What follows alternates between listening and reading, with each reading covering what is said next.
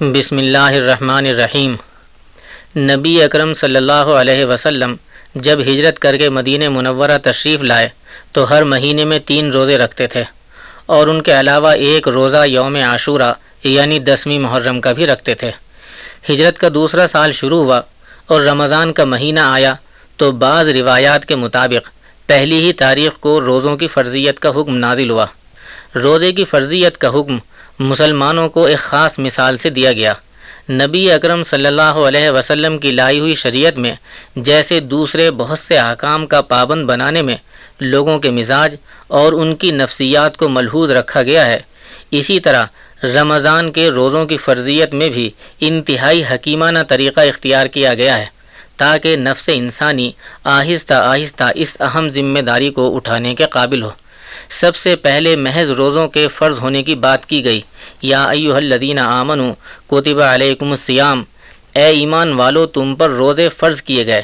اس کے بعد ان کو تسلی دی گئی کہ یہ کوئی ایسی مشقت اور ذمہ داری نہیں جو پہلی بار تمہیں پر ڈالی گئی ہو اور تم سے پہلے کبھی کسی امت نے یہ ذمہ داری نہ اٹھائی ہو، بلکہ تم سے پہلے بھی تمام امتوں پر یہ فرض عائد کیا جاتا رہا اور ہر آسمانی صحیفے میں روزوں کا حکم موجود رہا۔ فرمایا کما کتب علی الذین من قبلکم، جیسا کہ تم سے پہلی امتوں پر بھی روزے فرض کیے گئے تھے، لیکن ابھی یہ وضاحت نہیں کی گئی کہ ان کی مدت اور تعداد کتنی ہوگی۔ اس کے لیے کہا گیا ایام معدودات، چند گنے ہوئے دن۔ مدت کی صحیح اور حتمی تعین اب بھی نہیں کی، البتہ زمانہ صیام کی تخفیف کا ذکر کیا تاکہ سننے والے کے ذہن پر فوراً بوجھ نہ پڑ جائے، اور یہ کہنے کے بعد کہ سال میں صرف گنتی کے چند دن ہوں گے، اسلامی روزوں کی مزید سہولتوں اور آسانیوں کا ذکر شروع کر دیا تاکہ سننے والے پورے خلوص اور بشاشت نفس کے ساتھ اس حکم کو قبول کریں۔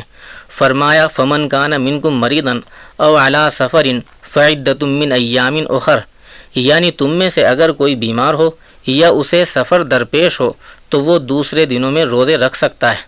اس طرز بیان سے یہ معلوم ہو گیا کہ یہ روزے کسی خاص زمانے میں فرض ہوں گے۔ اگر خاص زمانہ نہ ہوتا تو یہ کہنا بیکار ہوتا کہ اگر تم بیمار یا مسافر ہو تو دوسرے دنوں میں روزے رکھو۔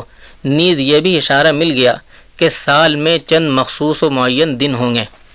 اتنی تمہیدوں اور سہولتوں کے بیان کے بعد روزے کے دنوں کی تعین کی جاتی ہے، اور اس تعین سے پہلے اس مہینے اور ان دنوں کی عظمت و اہمیت اور فضیلت کا ذکر ہے کہ جن دنوں اور جس مہینے میں تمہیں روزے رکھنے کا حکم دیا جا رہا ہے وہ تو ایسا برکت والا مہینہ ہے کہ اس میں اللہ جل شانہ نے اپنی آخری کتاب ہدایت اپنے آخری نبی حضرت محمد صلی اللہ علیہ وسلم پر اتاری۔ فرمایا شہر رمضان الذی انزل فیہ القرآن ھدی للناس وبینات من الھدی والفرقان، یعنی وہ رمضان کا مہینہ جس میں قرآن اتارا گیا وہ لوگوں کے لیے ہدایت ہے، اور اس میں ہدایت اور حق و باطل کے درمیان تمیز کی دلیلیں اور نشانیاں ہیں۔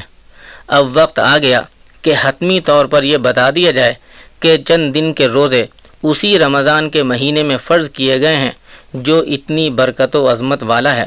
ارشاد ہوا فمن شہد منکم الشہر فلیصمہ، تم میں سے جو بھی اس مہینے کو پائے وہ اس کے روزے رکھے۔ اب پورے ماہ رمضان کے روزوں کی تعین و تحدید اور ایام معدودات کی تشریح ہو گئی۔ سن 2 ہجری میں رمضان کے روزوں کی فرضیت کے بعد نبی اکرم صلی اللہ علیہ وسلم نے بھی ہمیشہ رمضان کے روزے رکھے۔ تمام صحابہ نے بھی یہ مہینہ ہمیشہ روزے میں گزارا، اور الحمدللہ آج تک پوری امت محمدیہ مشرق و مغرب میں اسی مہینے کو ماہ صیام مانتی اور اسی میں روزے رکھتی ہے۔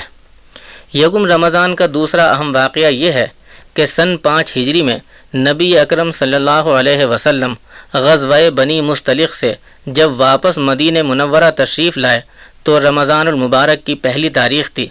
اس غزوے میں دشمنان اسلام کے 10 آدمی مارے گئے اور بہت سا مال غنیمت ہاتھ آیا۔ اس غزوے کو مال غنیمت کے لحاظ سے بھی اہمیت حاصل ہے۔ اس کے علاوہ اس میں ایک اہم واقعہ رونما ہوا۔ اس واقعے کی تہ میں وہ منافقین تھے جو اس غزوے میں مسلمانوں کے ساتھ شریک ہوئے تھے۔ پہلا حادثہ اس وقت پیش آیا جب مسلمانوں نے جہاد سے واپسی پر راستے میں ایک جگہ پڑاؤ ڈالا، چشمے پر پانی بھرتے ہوئے ایک مہاجر اور انصاری میں جھگڑا ہو گیا۔ عبداللہ ابن ابی ابن سلول نے دونوں گروہوں کو اکسایا اور اشتعال اس حد تک بڑھا کہ مہاجرین و انصار نے، جو آپس میں بھائی بھائی تھے، ایک دوسرے کے خلاف تلواریں سوت لیں۔ جماعتی زندگی میں اتنا نازک مرحلہ پہلے کبھی رونما نہیں ہوا تھا۔ مہاجرین و انصار میں کبھی تلخ گفتگو تک کی نوبت نہیں آئی تھی، مگر اب منافقین کی سازش سے قریب تھا کہ اتحاد و اتفاق کا یہ شیرازہ بکھر جائے۔ لیکن جناب عمر فاروق رضی اللہ تعالیٰ عنہ کے اچانک پہنچ جانے سے اور ان کی مداخلت سے باہمی نفرت و فساد کی آگ جسے عبداللہ ابن ابی ابن سلول منافق نے بھڑکایا تھا بجھ گئی۔ This program is the sole property of Central Productions, Pakistan Broadcasting Corporation, Islamabad. Piracy in this regard is illegal.